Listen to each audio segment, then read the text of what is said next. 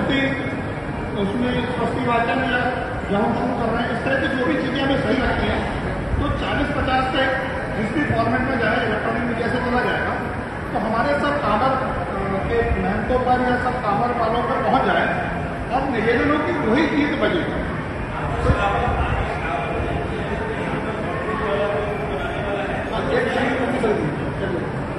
दूसरा अनुशासन रहेगा और तीसरी हमारी कामर यात्रा धर्म के लिए यात्रा है, तो अधिकार है। तो ये कोई नई परंपरा नहीं है जो शासन प्रशासन इसमें रोक लगाना है, परंपरा के नाम केवल मेरा इतना कहना है कि ऐसे कावड़ी भाइयों को पूर्ण रूप से सहयोग किया जाए और प्रशासन से एक बार ये जरूर पूछा जाए कि जहाँ पे हिंदू बहुल संख्या नहीं है, हमारी संख्या कम है, वहाँ कावड़ियों को इस प्रकार का बच्चा प्रदान किया।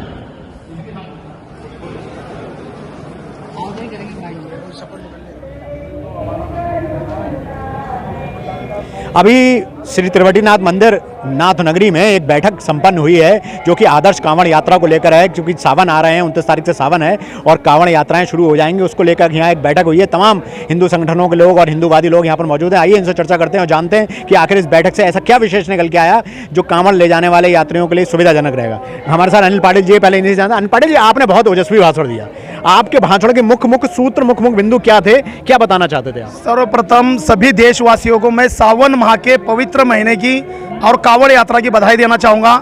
और आज आदर्श कांवड़ यात्रा के संबंध में हमारे छोटे भाई दुर्गेश गुप्ता जी ने जो आयोजन किया वो बधाई के पात्र है।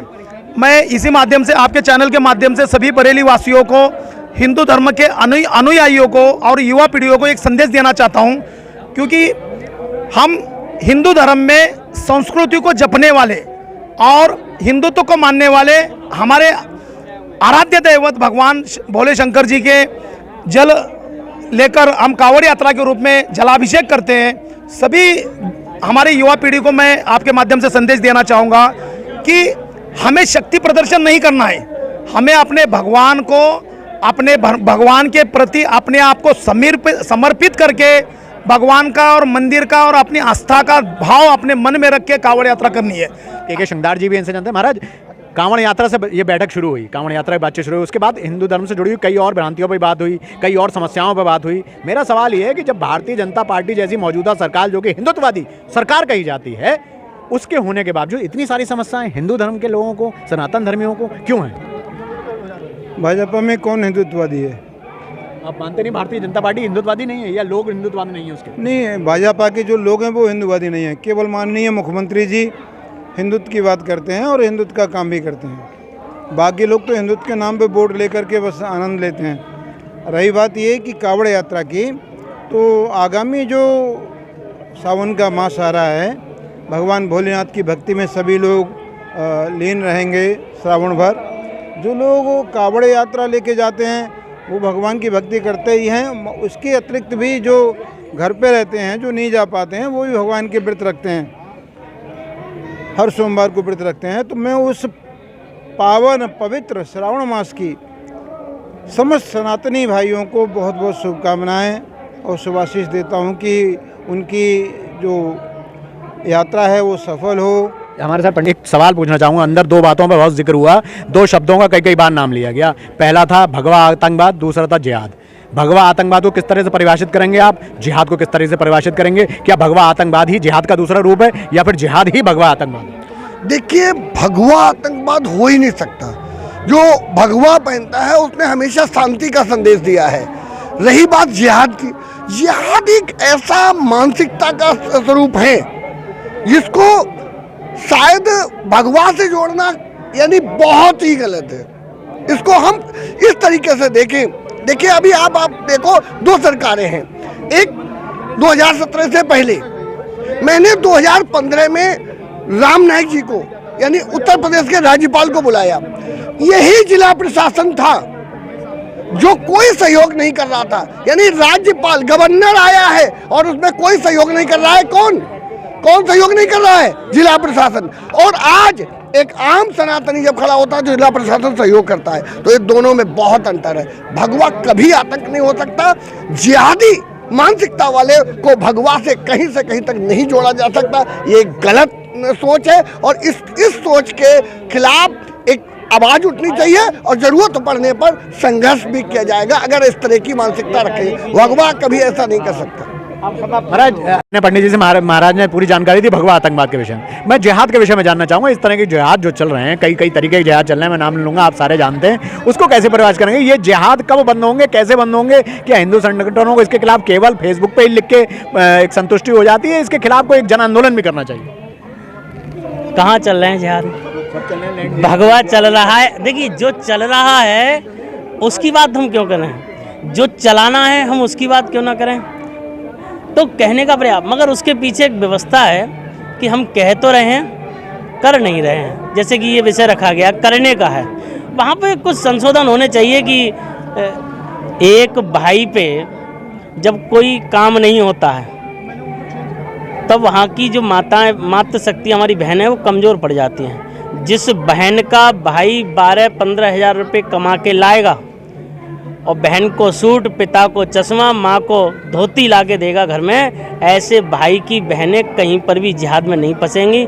ये भी एक उनका बहुत बड़ा प्रोपेगेंडा है कि वो इन चीज़ों पे काम करते हैं कि कहाँ पर मामला कमज़ोर है तो वो ऐसी चीज़ें कुछ आ जाती हैं सुनने में, मगर उन पे काम करने की आवश्यकता है।